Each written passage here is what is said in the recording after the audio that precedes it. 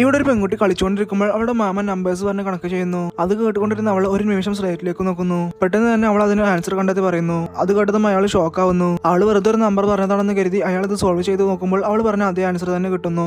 ആകാംക്ഷ കൂടി അയാൾ അവൾക്ക് വേറൊരു പ്രോബ്ലം സോൾവ് ചെയ്യാനായി കൊടുക്കുന്നു.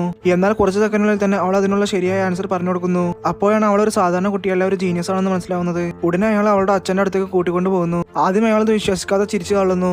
അതിനുശേഷം അവളുടെ മാമൻ ഒരു പ്രോബ്ലം എഴുതിയിട്ട് സമ്മാനമായിട്ട് കുറച്ച് ചോക്ലേറ്റ്സ് കൊടുക്കുന്നു. അവൾ ആ ചോക്ലേറ്റ്സ് വാങ്ങിയിട്ട് അടുത്ത നിമിഷം തന്നെ ശരിയായ ആൻസർ പറയുന്നു. അത് കണ്ടതും അവളുടെ അച്ഛനും മോദിമാകുന്നു. അയാൾ ആ അവസരം മുതലാക്കി അവളെ വെച്ച് കുറെ മത്സരങ്ങൾ നടത്തി ഒരുപാട് ക്യാഷ് ഉണ്ടാക്കാൻ തുടങ്ങുന്നു. പിന്നീട് അവൾ വലുതായപ്പോൾ ഇതൊന്നും സഹിക്കാൻ കഴിയാതെ തനിയെ ലണ്ടനിലേക്ക് പോകുന്നു. അവിടെ വെച്ചൊരു പ്രോഗ്രാം നടക്കുന്നു. അവരാധകം കുറെ പ്രോബ്ലംസ് ചെയ്ത് പ്രോഗ്രാം നടത്തിക്കൊണ്ടിരിക്കുന്നു.